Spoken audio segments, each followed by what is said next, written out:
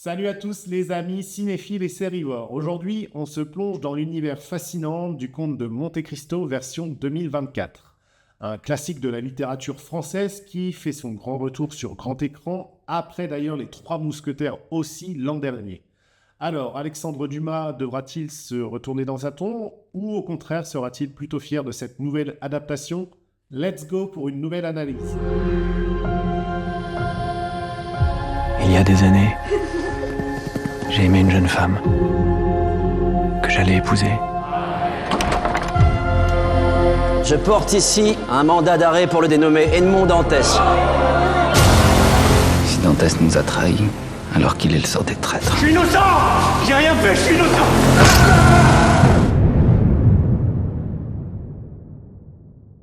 Commençons par les bases. Cette nouvelle adaptation du chef-d'œuvre de Dumas est réalisée par Alexandre de la Patelière et Mathieu Delaporte, avec Pierre Ninet bien entendu dans le rôle principal d'Edmond Dantès. Le casting comprend également Laurent Lafitte, Anaïs Demoustier et Anna-Maria Vartolomei dans les rôles clés.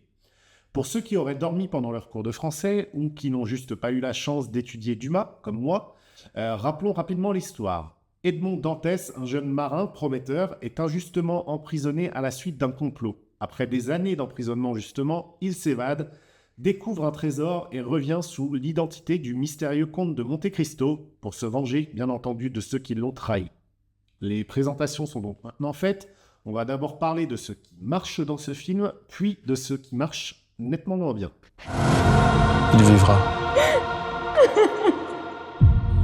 Et pour tout le monde, il sera mort.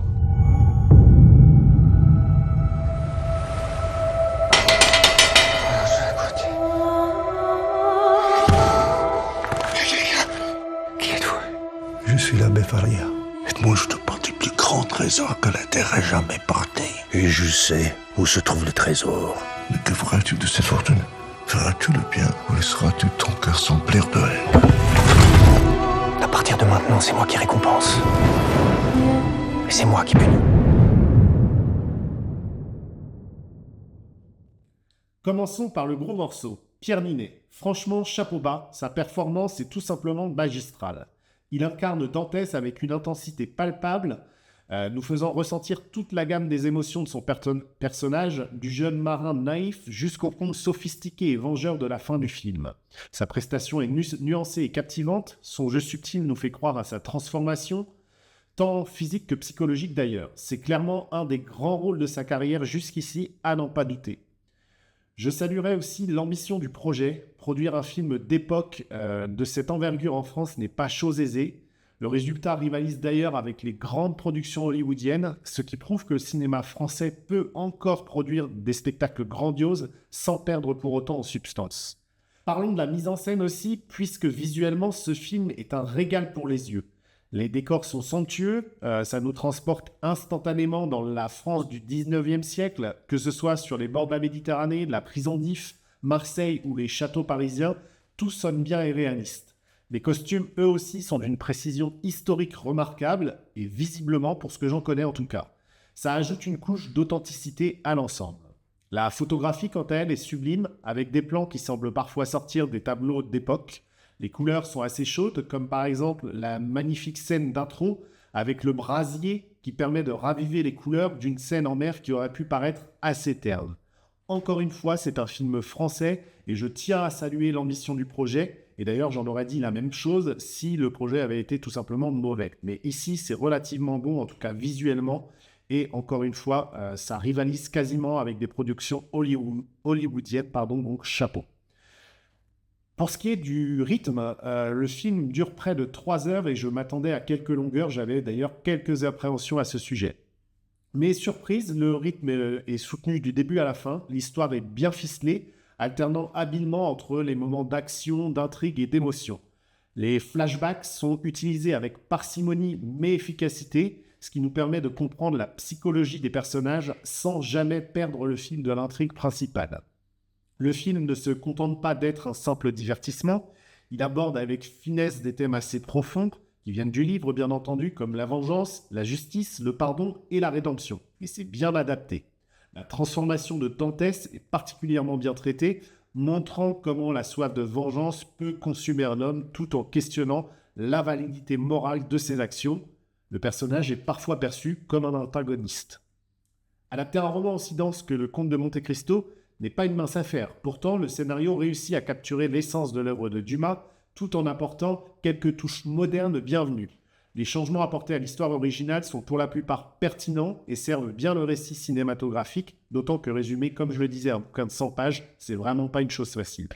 Ça se ressent dans le montage dynamique, comme on l'a vu, mais ça se voit aussi d'une certaine manière sur le plan des faiblesses et nous allons en parler. Qui êtes-vous? Je suis le comte de Monte Cristo. Nous prendrons tout le temps qu'il faut pour être prêts. Prêt à faire quoi? À se venger. Chérie, je te présente enfin le comte de Monte Cristo. Albert, que sais-tu de cet homme? Si la majeure partie du film est un sans faute, j'ai trouvé que la dernière partie perdait un peu en intensité. Le rythme s'accélère soudainement, comme si on voulait boucler toutes les intrigues un peu trop rapidement. Certaines résolutions de conflits auraient mérité plus de temps pour se développer pleinement. Le climax final, par exemple, en particulier, aurait pu être plus spectaculaire ou émotionnellement chargé. On sent une certaine retenue, là où on aurait aimé un grand feu d'artifice dramatique, comme on l'a eu plus tôt dans le film avec la conclusion de l'arc de certains personnages, mais je ne pourrais pas en dire plus sous peine de spoiler. Un mot sur le reste du casting. Anaïs de Moustier et Anna Maria Bartolomei livrent des performances solides dans leurs rôles respectifs. Leurs personnages sont bien développés et apportent une profondeur supplémentaire à l'histoire. Cependant, les autres personnages secondaires restent un peu en retrait et auraient mérité plus de développement, notamment les antagonistes que j'ai trouvés finalement assez mous et qui avaient surtout peu d'échanges avec le comte, ce qui se ressent d'ailleurs sur le duel final, dont encore une fois je ne vais pas parler, mais qui fait que le climax tombe un peu à plat. Autre petit problème, la musique de Jérôme Rebottier est un élément qui ne m'a pas trop plu. J'ai trouvé qu'elle accompagne bien l'action, ça renforce l'ambiance d'époque, mais ça manque aussi parfois d'originalité avec une ambiance assez mélodramatique, pénible, et une musique qui est justement parfois un peu trop présente à mon goût. Je me méfie de tout le monde en général et des étrangers en particulier. Je saurai qui est ce monsieur Monte Cristo. D'où il vient. Où il va. Vous n'avez donc aucune pitié? Et eux, m'ont-ils eu pour Edmond Dantès? Moi aussi, vous êtes prêt à me sacrifier pour votre vengeance? Ce n'est pas de la vengeance, c'est de la justice. Si je renonce à me faire justice, je renonce à la seule force qui me tient en vie. En conclusion, Le Comte de Monte Cristo version 2024 est une adaptation réussie qui mérite le détour. Malgré quelques faiblesses dans sa dernière partie et un manque occasionnel d'audace, le film offre un spectacle captivant, porté par une performance exceptionnelle de Pierre Ninet. C'est un film qui ravira aussi bien les fans de l'œuvre originale que ceux qui découvrent l'histoire pour la première fois. Le pari est réussi à mon sens. On a modernisé ce classique tout en conservant l'essence du livre. C'est un film qui vaut vraiment le coup d'être vu sur grand écran pour profiter pleinement de sa beauté visuelle et de son ambiance épique qui sont les points vraiment cruciaux du film avec l'acting de Pierre Ninet. Et vous, qu'en avez-vous pensé? Est-ce que vous avez été conquis par cette adaptation ou est-ce que vous préférez d'anciennes adaptations? Laissez-moi vos avis dans les commentaires. Si vous avez aimé cette vidéo, n'oubliez pas de liker et de vous abonner, bien entendu. Et en attendant, à bientôt pour de nouvelles aventures cinématographiques.